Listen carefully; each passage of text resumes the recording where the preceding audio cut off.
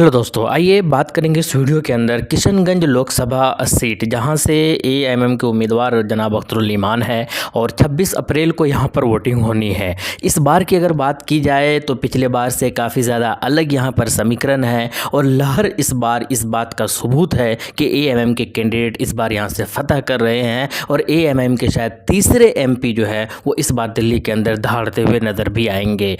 पिछले 3 लोकसभा चुनाव में जो है वो किशनगंज सीट पर की अगर बात की जाए तो वो कांग्रेस का दबदबा रहा। 2009 की बात हो, चाहे 2014 की बात हो, चाहे 2019 की बात हो, कांग्रेस लगातार इस सीट पर जो है वो जीतती हुई आ रही है। 2019 के चुनाव में किशनगंज लोकसभा क्षेत्र के अंतर्गत आने वाले 3 विधानसभा क्षेत्र जैसे किशनगंज, अमोर और बैसी में कांग्रेस के उम्मीदवार मोहम्मद जावेद को सबसे ज़्यादा वोट मिले थे। वहीं पर बहादुरगंज और कोचा धमन में एएमएम उम्मीदवार अख्तरुल ईमान को और जबकि ठाकुरगंज में जदयू और सैयद महमूद अशरफ को सबसे ज़्यादा वोट हासिल हुए थे। उसके बाद 2020 के अंदर विधानसभा चुनाव होता है और उस विधानसभा चुनाव में समीकरण बिल्कुल बदल जाते हैं। 2020 विधानसभा चुनाव में किशनगंज लोकसभा क्षेत्र के अंदर सबसे ज़्यादा वोट एएमएम को मिले थे। वहीं पर वोटों के मामले में दूसरे नंबर पर महागठबंधन और तीसरे नंबर पर एनडीए गठबंधन रहा था। एआईएमआईएम को 3,82,452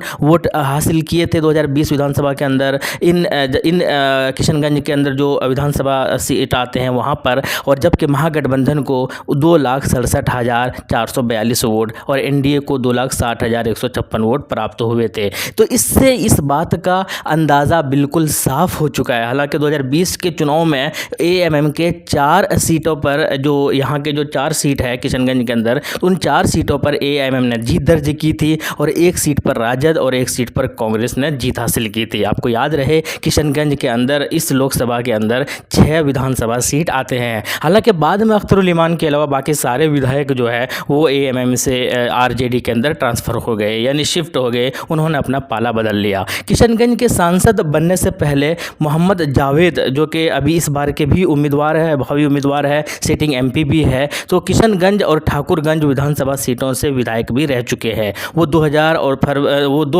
और फरवरी 2005 में ठाकुरगंज विधानसभा क्षेत्र के विधायक बने। परिसीमन में जब उनका गृह प्रखंड पोठिया किशनगंज विधानसभा क्षेत्र का हिस्सा हो गया तब वो 2010 और 2015 में भी किशनगंज के विधायक रहे। मोहम्मद जावेद 2000 से 2004 के बीच बिहार सरकार में मंत्री भी रह चुके हैं। उनके पिता स्वर्गीय मोहम्मद हुसैन आज़ाद 1967 से लेकर 1990 के बीच में कुल 5 बार विधायक रहे। इस दौरान वो बिहार सरकार के मंत्री भी बने। सांसद डॉक्टर मोहम्मद जावेद की मां सईदा बानो 2019 के किशनगंज विधानसभा उपचुनाव में कांग्रेस की उम्मीदवार भी रही थी, लेकिन इस चुनाव में जो है उनका जमानत जब्त हो गया था। इसके बाद हम बात करते हैं जदयू के जो उम्मीदवार मास्टर मुजाहिद साहब का। वो ये जो लोकसभा चुनाव है, पहली बार वो किसी लोकसभा चुनाव के अंदर उम्मीदवार बने हैं। 2014 से लेकर 2020 के बीच में जो है मास्टर मुजाहिद आलम कोचा धमन के विधायक भी रहे हैं और इस बार एएमएम के सामने मास्टर मुजाहिद आलम के साथ साथ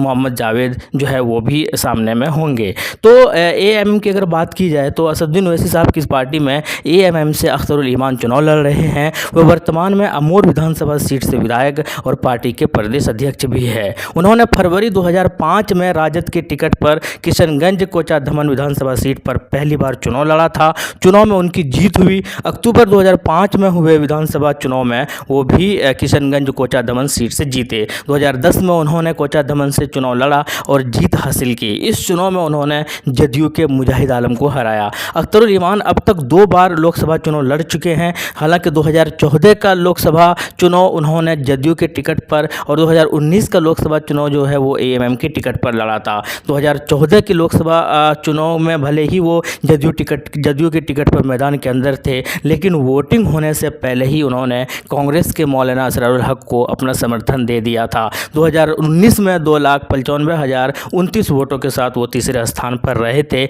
और जबकि 2024 के अंदर जब वो चुनावी मैदान के अंदर है और उनके सामने मास्टर मुजाहिद आलम जदयू के उम्मीदवार और मोहम्मद जावेद कांग्रेस के जो सिटिंग एमपी है, वो ये दोनों इनके सामने होंगे। और जिस तरीके से लहर दिखाई दे रहा है, इससे साफ पता चल रहा है कि एएमएम की यहाँ पर फतह हासिल हो रही है, एएमएम की यहाँ पर बहुत बड़ी कामयाबी हो रही है। 26 अप्रैल को जब वोटिंग होगा तो वहाँ के आवाम के अंदर, वहाँ के लोगों के अंदर जो जोश एएमएम के प्रति दिखाई दे रहा है, जो गुस्सा दूसरे के प्रति दिखाई दे रहा है, वो शायद सारे के सारा गुस्सा, सारे के सारे का जोश एएमएम के वोट में कन्वर्ट होंगे। तो एएमआईएम के ये जो कैंडिडेट है मोहम्मद जनाब अख्तरुल ईमान साहब, ये आसानी के साथ जीत हासिल करके दिल्ली पहुंच जाएंगे। अब ये देखना ज़रा दिलचस्प होगा कि जब रिज़ल्ट और परिणाम आते हैं तो वहाँ पर किसकी जीत होती है, ये तो आने वाले वक्त में ही पता चलेगा, जून में ही पता चलेगा। लेकिन 26 अप्रैल को शायद अख्तरुल ईमान साहब की किस्मत ज़रूर